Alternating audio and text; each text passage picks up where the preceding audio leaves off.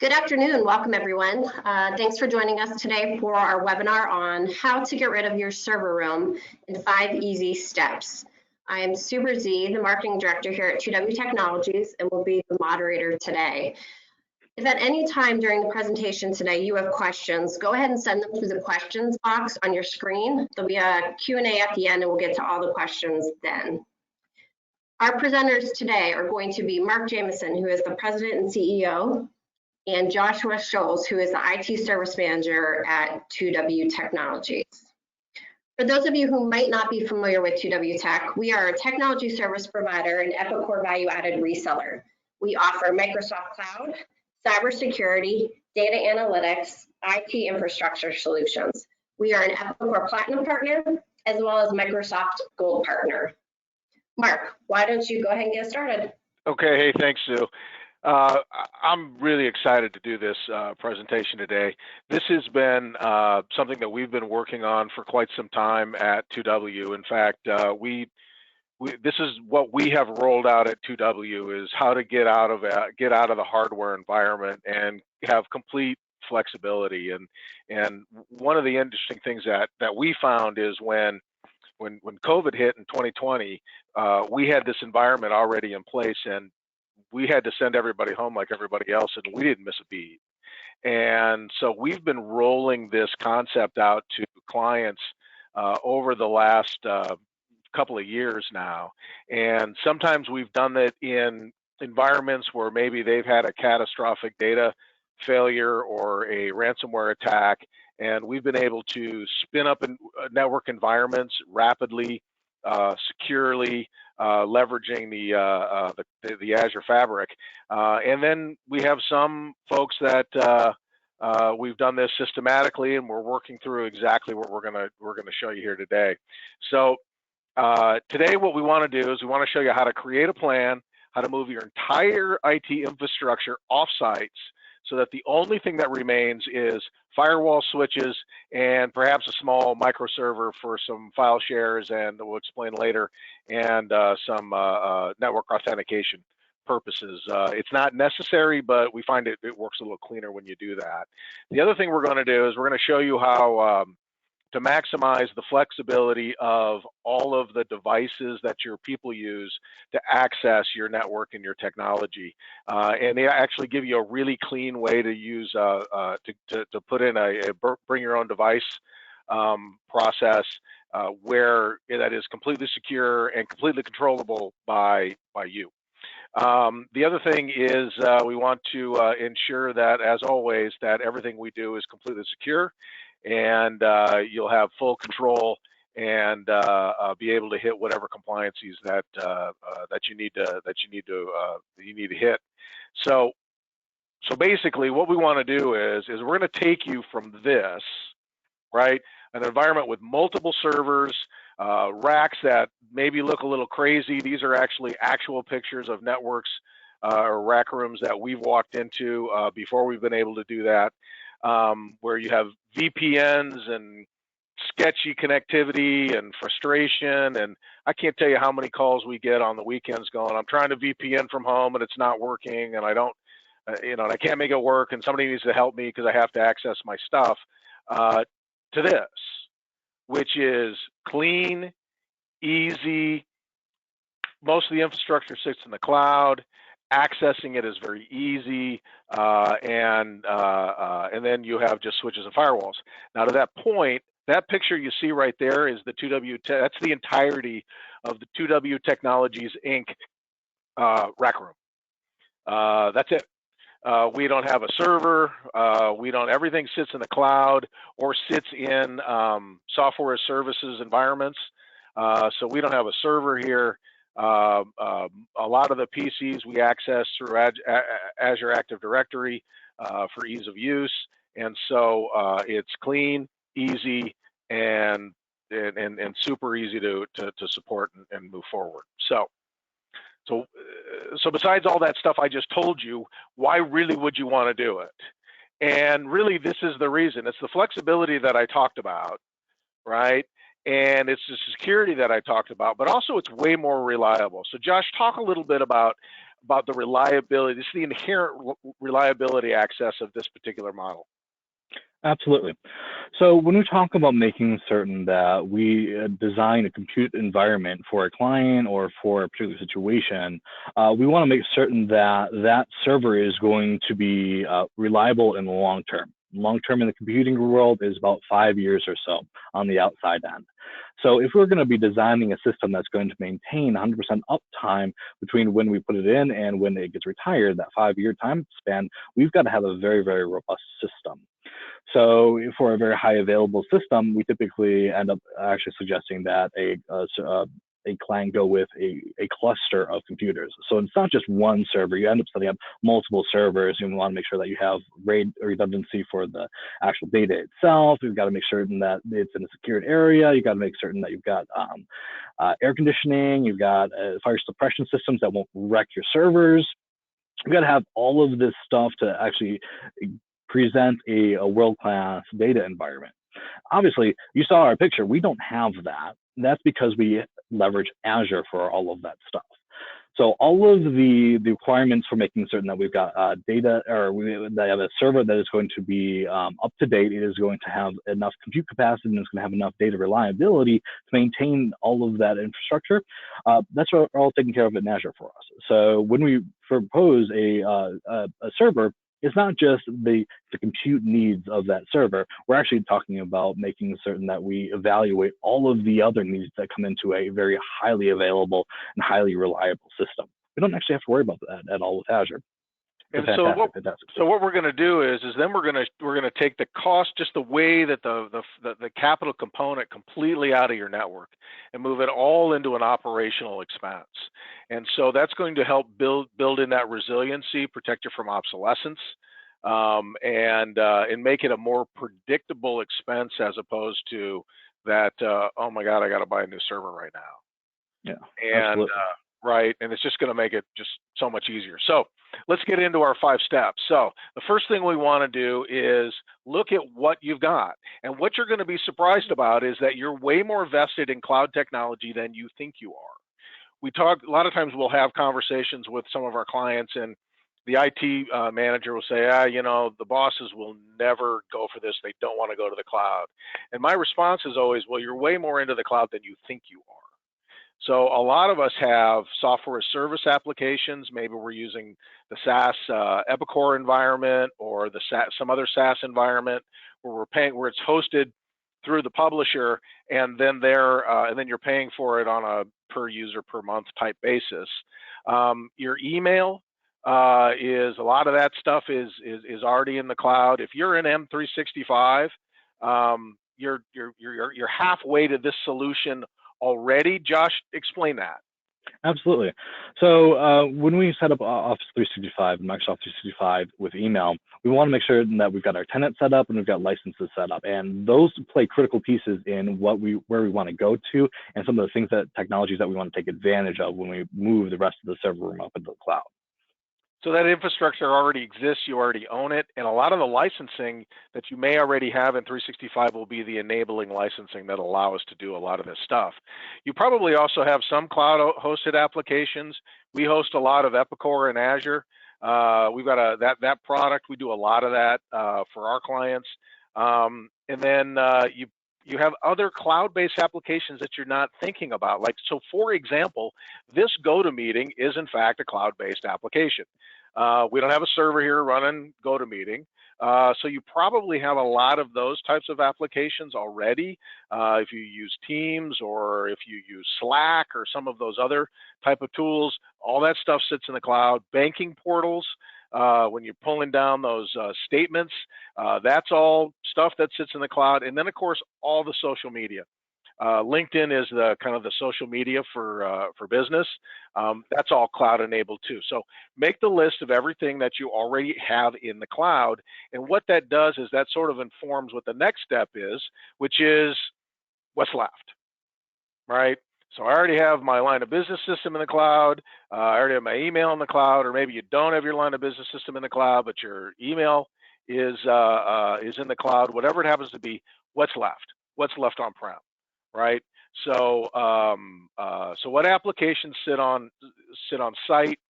Is it your CAD systems? Is it a quoting system? Is it some other type of important piece of your business? Legacy systems. We talk to a lot of clients that maybe have an old version of Epicor sitting on a 2008 R2, and that not only is that server out of support, it's not inherently secure, but the server's dying. What do I do? We still need that legacy application for archival lookup, or maybe you're still using it for an application or two. Databases, we have a lot of clients that just have their own databases that they use and they track. Maybe they use for quoting purposes. File shares, we all have file shares scattered all over the place. Maybe you're lucky enough to be able to have some command and control over your file shares in a server, but we want to look at moving those up. CAD files, we'll talk to CAD files in just a second. Your phone systems, and then of course your email. So make that list.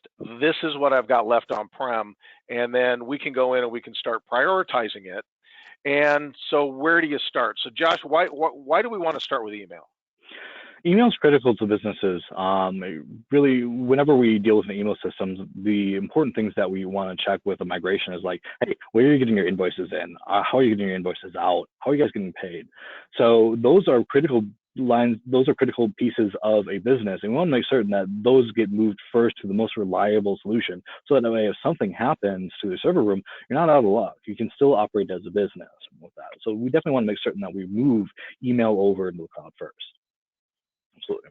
So then once we do that, then of course, then if we move that over, then we're creating that infrastructure already with that Microsoft tenant that we're going to use to leverage both for licensing purposes and for infrastructure purposes. And then we want to move, then we want to look at your phone system, whether you have a legacy phone system or you have a VoIP type phone system. What we're able to do in many cases is if you have a legacy phone system, we've been able to completely eliminate that. At 2W Technologies, we use Teams. That's our phone system. There isn't one traditional phone handset on any desk at 2W Technologies. And because we leverage Teams. We leverage Teams, it's great, it's super flexible, it doesn't have to be the only thing that's available to you. But moving your phones can be relatively easy and relative to do. As we start to prioritize this, we want to find the easiest thing to move for the biggest bang for the buck. File shares are next, right? So we want to be able to move your file shares up there. There's a lot of stuff that's already inherent within 365, whether we do SharePoint, you put them in OneDrive, we use Azure File Sync, which we're going to talk to in just a second, right? Your databases, I think, would be next, right? And then your CAD files, we would want to look at next, and we've got to slide on that real quick. But Josh, talk about that line where it talks about expensive vendor solutions and what we mean by that. Absolutely, Mark. Thanks.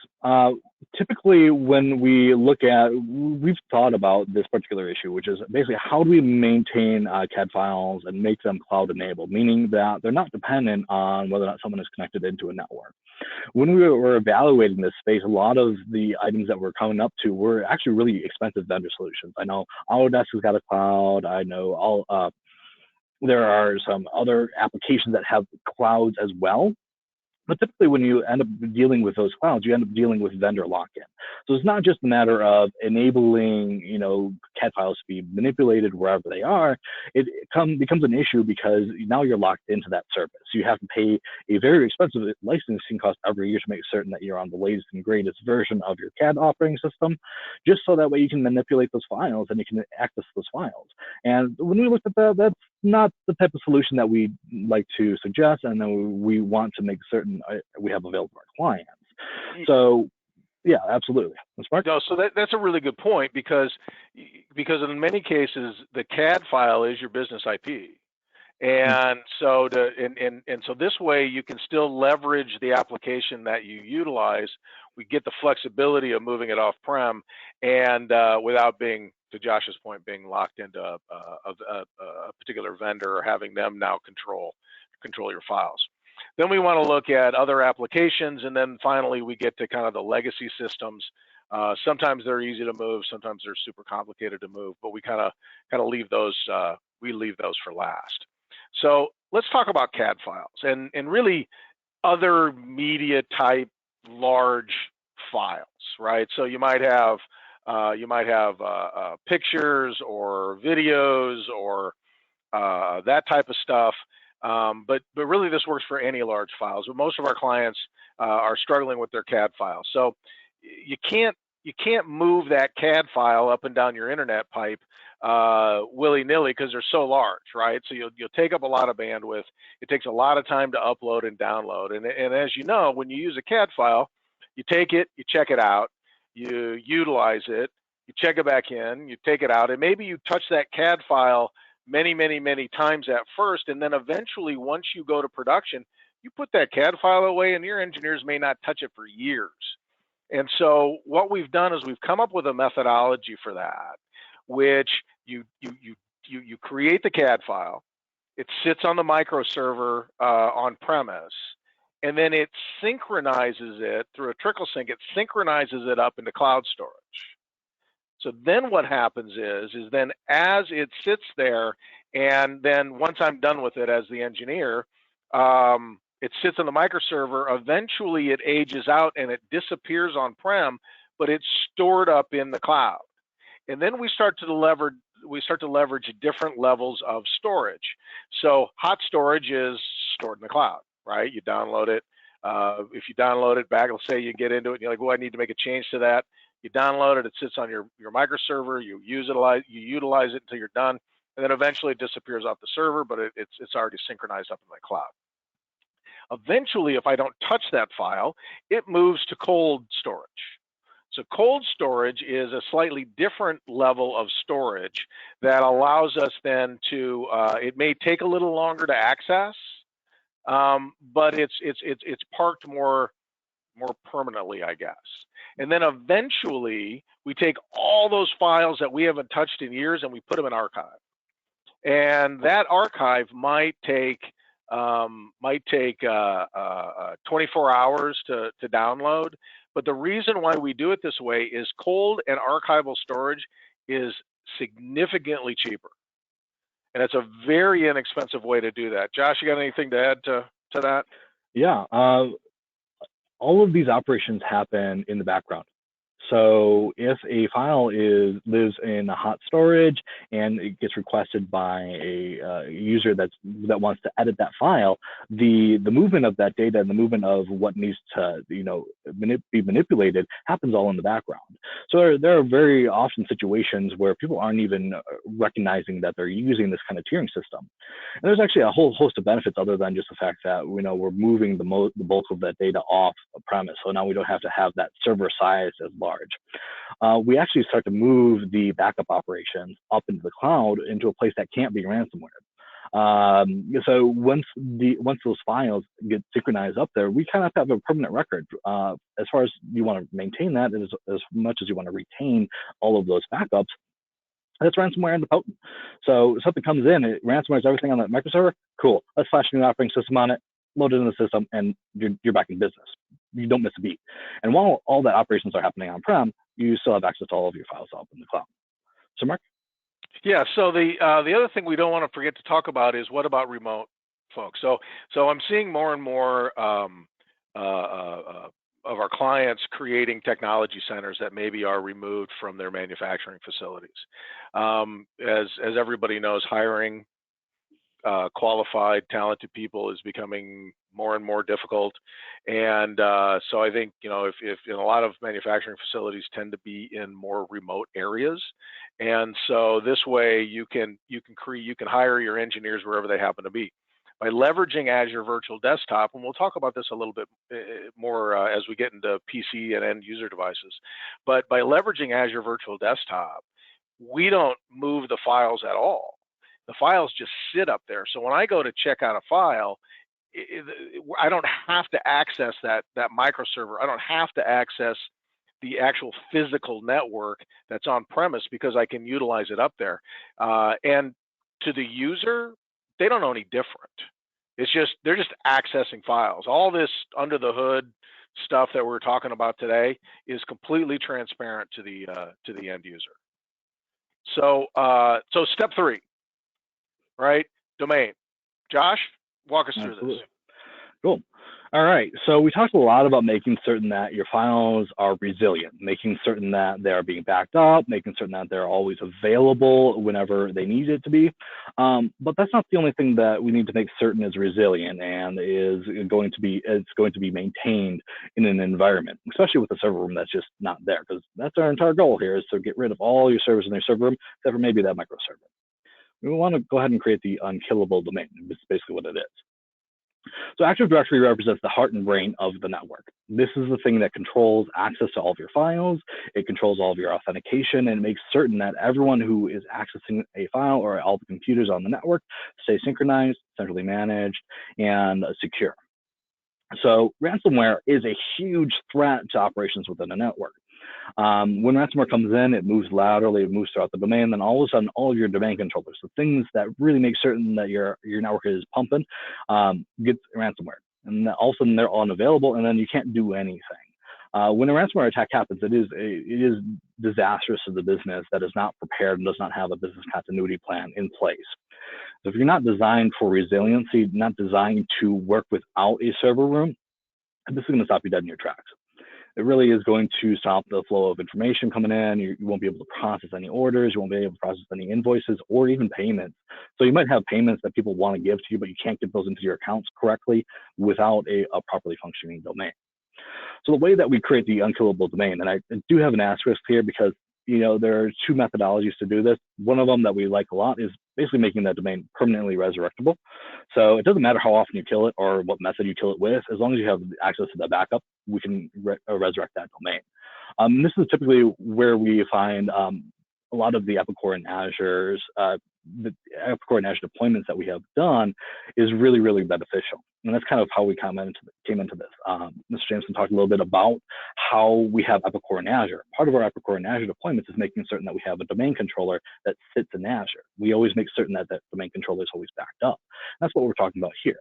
We want to make certain that we have our domain controller that holds the heart and the brain of your network, have a copy up in Azure that gets backed up into a place that can't be touched by ransomware. And even if it does get ransomware, we just restore it back. Our RTOs, our return to operations, and our return to production objectives for that is within the span of 3 hours. So it is very, very resilient to any type of disaster that happens. So not only do we have to have a brain up in Azure, we want to make certain that we have a brain on premise, so that way, authentication happens a lot quicker, and there are some additional benefits that we gain from having an on-premise microserver. One of the coolest technologies that I've ever ended up dealing with is Azure Active Directory Domain Services. That seems like we took like 3 or 4 different words and just kind of jumbled them together. Really, what Azure Active Directory Domain Services does is it even eliminates the need to have that additional domain controller up in the cloud. Now, that might not be a possibility for absolutely everyone, but there are certain people like us. We don't have any domain controllers. We utilize Azure Active Directory Domain Services for all of our authentication needs. It's completely managed by Microsoft, and that one is even ransomware independent. So it just doesn't go down because there is nothing to ransomware because it's all managed by Microsoft. You just get the exposure of all the authentication object management there. So, Mr. Mark? Okay. So we don't do anything without looking at security, right? It's mission one. It's absolutely critical. You lock the doors to your business when you go home at night, and we want to make sure that we're protecting you from that. Josh, kind of walk us through our security step 4. Absolutely. I love talking about this. I love making certain that we at least make a mention about this, multifactor authentication. I cannot stress how often we talk about this and how important it is to have on a network. Multifactor authentication basically prevents identity theft. That's really what it is. Typically, when you think about identity theft, we're thinking about things like your social security and your medical cards. Well, there's pieces of the business that your identity is really, really integral to. So when we have multi-factor authentication, we're basically preventing that theft of that identity. So someone can't assume your identity or assume a privileged user on your network and just wreak havoc. And there's a reason why banks are going towards SMS and authentication portals to make certain that they have that protections against your money. We want to do the same thing, except we're really cared about your business and how you get money into that account in the first place. So the easiest way to do that is by utilizing multi-factor authentication. And then going on, we also want to make certain that we're not just protecting our identity, we also want to protect all of the other items. So it's great that we can restore a domain in 3 hours, but I want to make it so that way we don't even have to restore a domain. Let's make it resilient enough that we can do that. The way to do that is we utilize the Microsoft 365 Defender Suite. The reason that I say it's a Defender Suite is that it is actually a whole set of products that work together holistically to provide a unified defense for your network. So it's really cool because I can take a file that comes in over email, trace if it's malicious or not, and then see where it gets downloaded to, if it gets acted on, and then if antivirus takes action on that and quarantines that file. So we have a holistic protection that starts outside your network and it ends on that specific endpoint itself. So we leverage the suites from Microsoft 365 for those and for that protection and that additional resiliency that we build into your network. Those are some really cool things, and I can go hours and hours and hours on that. But I don't think Mr. Jameson will be happy if we did that. Well, I tell you the one of the things that that we've seen. So we've been rolling out Defender for Endpoint and the entire suite. We've been rolling it out for about a year now, and we're starting to see literally just stopping catastrophic data. What could be a catastrophic data hack, just stopping it cold and alerting us. We go in. To Josh's point, we track it. I've been very, very impressed with that, with what Microsoft has done there, and it works seamlessly throughout this entire ecosystem that we're talking about. It's integrated into Windows, it's integrated into Azure, it's integrated into 365, so it works across all of your throughout your entire network infrastructure. So, Josh, what is geo-redundant? It's a fancy word that basically means that if like the East Coast disappears, your business can still operate. Typically, we end up feeling the effects of a regional outage basically when AWS East 1 goes down. That's a big name for basically saying there's an issue with Amazon. If there's an issue with Amazon, all of a sudden we've got issues that spread across the globe. All of a sudden we can't access the emails. If like your name servers are hosted there, lots of applications go down. Netflix goes down. Lots of things happen when a region goes down, especially in the cloud here. So when we design our networks and we remove your server room, we also want to make certain that we have geo-redundant backups. So if the worst happens and the East Coast disappears, we want to have geo-redundant backups so that even if we don't have any connectivity to that part of the nation, we can still have geo-redundant backups because they're replicated in other places around the world. It doesn't even have to be just in the nation here. So this protects you against a really, really, really large disaster that might not even be in your area. Cool. Yes. So when we get into geo-redundancy, we get an opportunity to create really a bulletproof solution for you. And if we get to when we start talking about geo-redundancy, if you were to do this yourself, and this is part of this cost thing, the redundancy that we build into the applications in this solution, what you're paying a few $100s a month for would literally cost you hundreds of thousands of dollars and multiple sites, right, Josh? Yeah, not only multiple sites, you also have to have that expertise to maintain that. It's not just a matter of finding the hardware and finding a location to sit it at. You have to have those people that are going to maintain that. And we're able to abstract all of those costs away into a low monthly cost with Azure and utilizing these services that we have there. So your uptime's better. Yeah, absolutely. So that's where the geo-redundant servers come into place here. So we can, not only can we just have your backups be geo-redundant, we can also have the applications themselves be geo-redundant. So if something happens to a running service, we can say, all right, cool, we've identified a failure here. Let's fail over to the other side of the nation and continue operating with businesses. So there's a very, very low return to operations point and return to operations time. Or the other side of the world, really. I mean, absolutely. You're not limited to geographical borders here. Mm-hmm. Okay, so let's talk about people, right? So PCs, tablets, phones, everybody wants to access their stuff in different ways. I'm the poster child of, I run my whole business basically off of my iPad here. It's and this solution enables us to do so. So let's kind of walk through, Josh, how we do that how it works. How do I access a big heavy CAD file from my iPad? Absolutely. Mr. Mark, can you go all the way back to the slide that's got our picture on it? I want to talk a little bit about that. That one? A couple more. So the one that's got our one. server room. This one, yeah, absolutely. So when we talk about making certain that we're removing your server room, part of this is making certain that we've got our network designed correctly. So if we look at how this structure is set up, we have someone that's working off of their laptop, and that's connected to actually the cloud infrastructure. So they aren't connecting back to our local network at all. They're not connecting to a local file server, or they're not connecting to the local firewall. They're connecting to Azure. And what that means is that is completely separate. And we leverage a capability of Azure Virtual Desktop to make certain that no matter where you're at, even if Mark's using like a big little tablet, we can remote into a computer that is fully fledged. One of the biggest issues with dealing with CAD files is the need to have a GPU.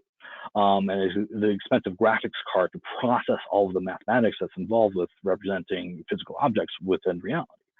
So with Azure Virtual Desktop, what we do is we take that and we put the processing up in the cloud, so that way we connect to the cloud and our CAD files are right there, they're fully secure, and we have fast data communication that does not require a heavy piece of machinery on the other end to make certain that we're doing that correctly.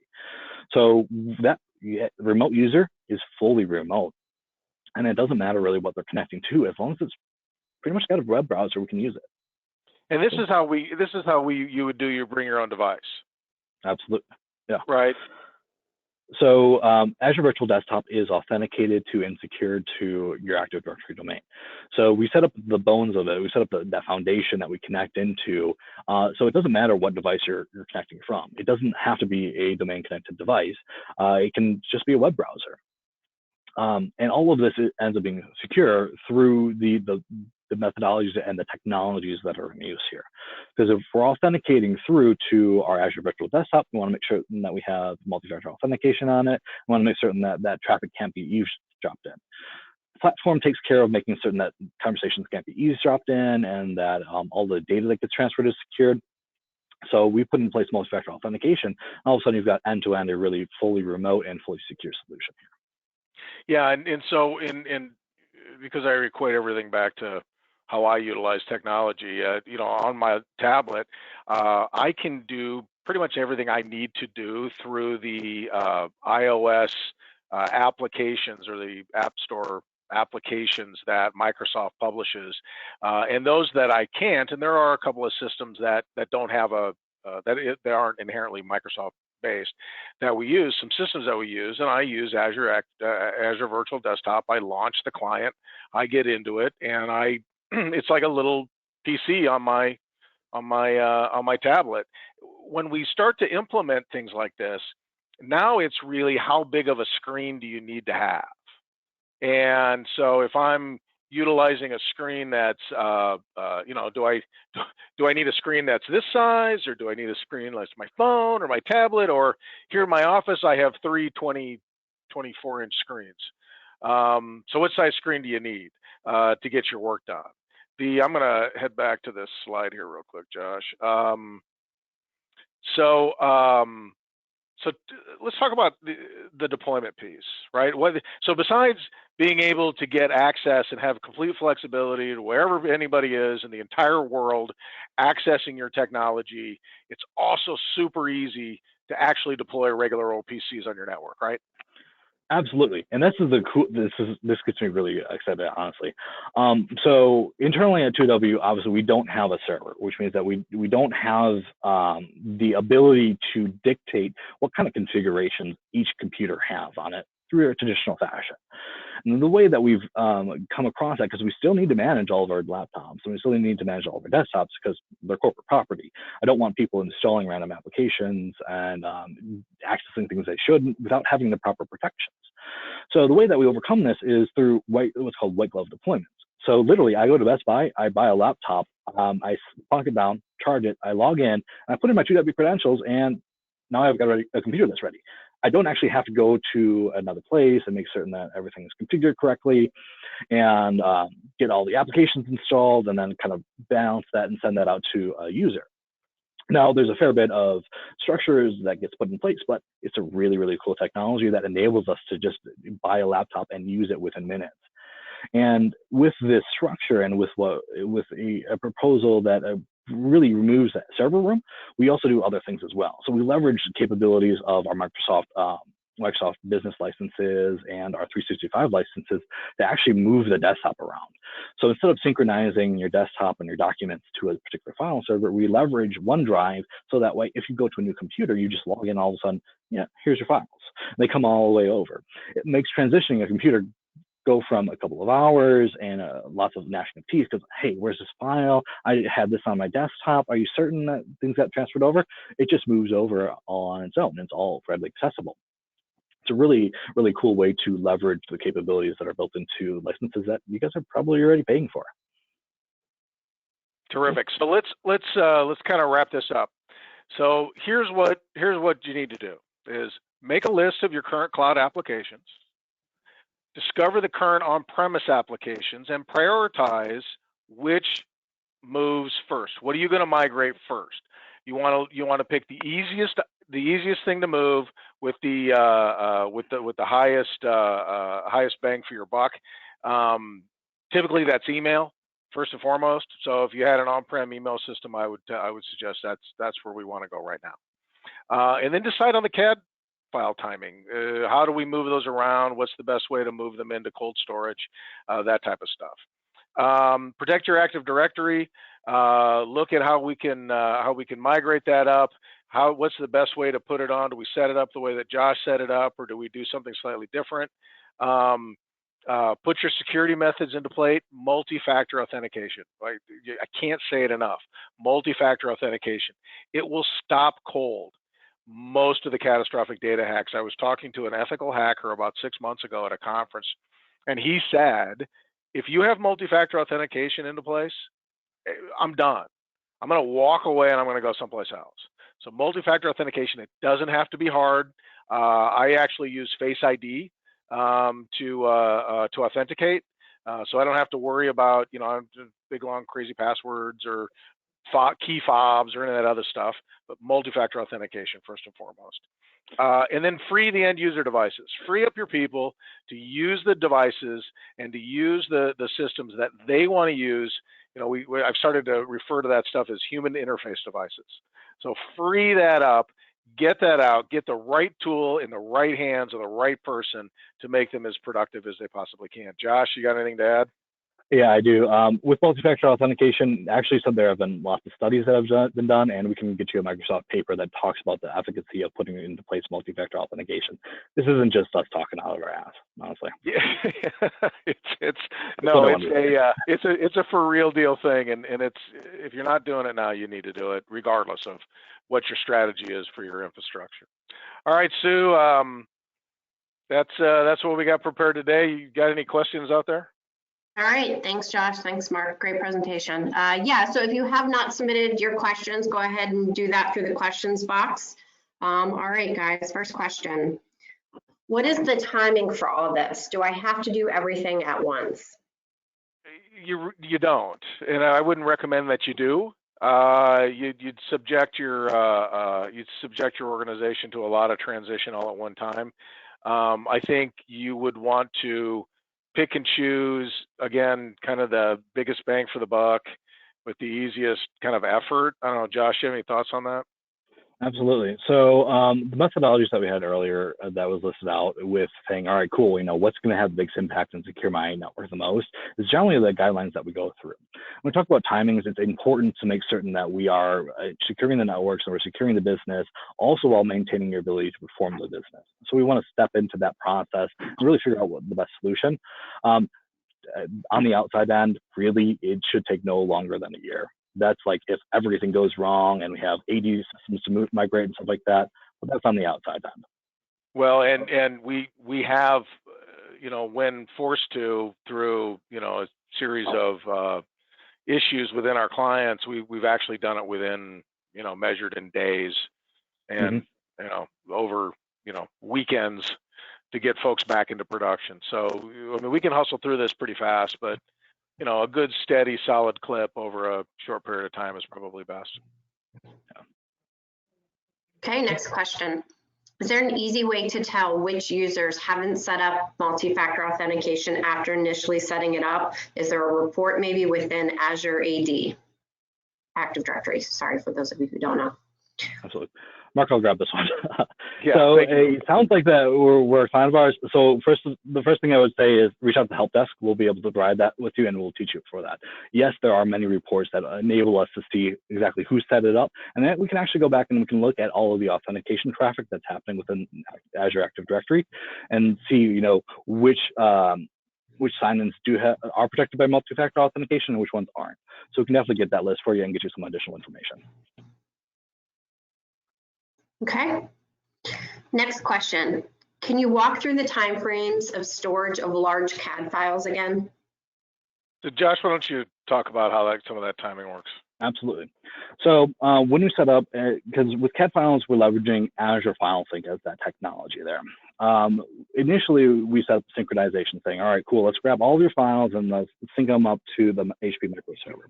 So we've got a corpus of data there that resides there. So say a file gets created, it gets put into that HP microserver, it immediately gets synchronized on up. Any additional changes that are made to that CAD file then get incrementally synced as well. So even if you have like a couple gig file, if you change a couple pieces of it, just a couple pieces that get changed, move on up.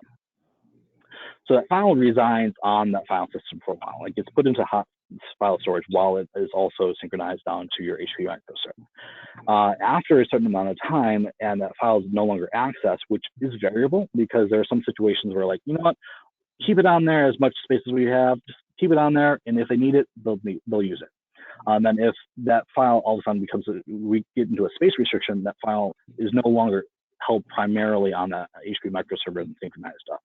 Then we rely on anything that's in the cloud, and as that file ages up, then we go through that process of going from hot storage to cold storage to archival storage. And each of those tiers and each of those stages is very configurable as well. So if we run into issues, we can tune that to best fit the environment. Generally, we have files up in hot storage for about 60 days or so before they transition into cold and archival storage there. Cool. Anything I missed on that, Ms. Mark? No, I think you covered it well. Cool. All right, just a couple more. If we do this, does it reside in the 2W Tech site? No, it does not. That is one of the really exciting things, and that's something that I wanted to make certain that that when we designed and came up with this process, we want to make certain that you guys own that data. So 2W Technologies comes in as a technology services provider and a Microsoft partner.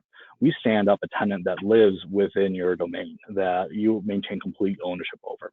So if something happens and, you know, we sever the business relationship, you still own all that data. You still have complete access to all that data because it lives within your tenant.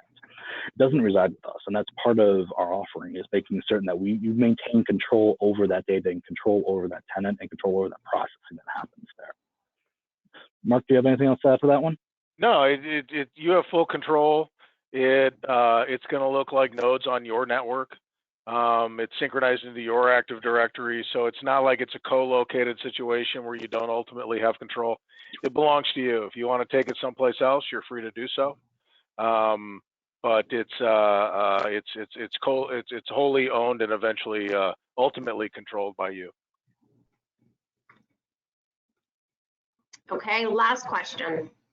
How does this work if we have users that are based outside the US? Josh? There's no change. There is no change.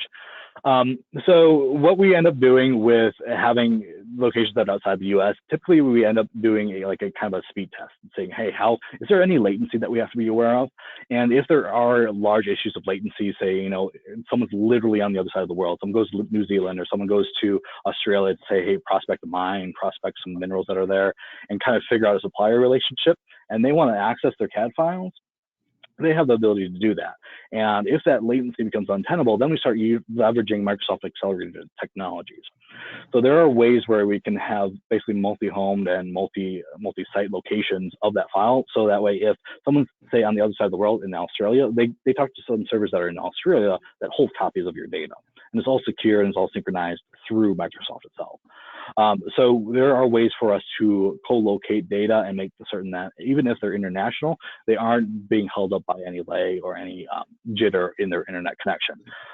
So it's really, really cool that we can go through and just really accelerate how quickly we're able to gather that information, how quickly we're able to access that information, even across the world. Cool. Great, we actually got one more question. What would the average cost per month be to make this transition and employ all of these cloud services? Well, that's a tough one because it's a unique it's a unique situation. It really depends on what you have now, how many users you have, that type of stuff. It is relatively inexpensive. We've been able to get that down. 2W Technologies is a tier 1 cloud services provider for Microsoft, which means we access Microsoft services and compute and Azure consumption directly from Microsoft. So we don't go through another party to do that. And so we've got a lot of control on the cost of that. We've also been through this enough that we know how to set this up to get the maximum performance for the cost.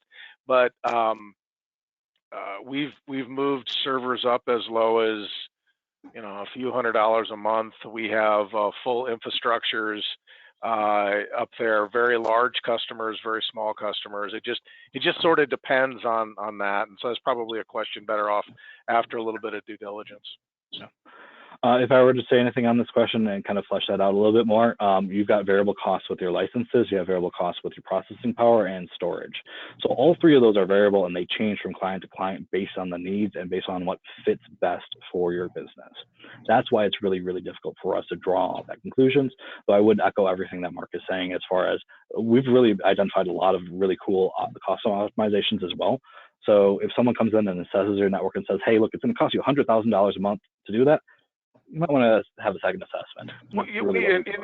So let me just jump on that a little bit, because we have had clients come to us and say, hey, I've heard the cloud is very expensive.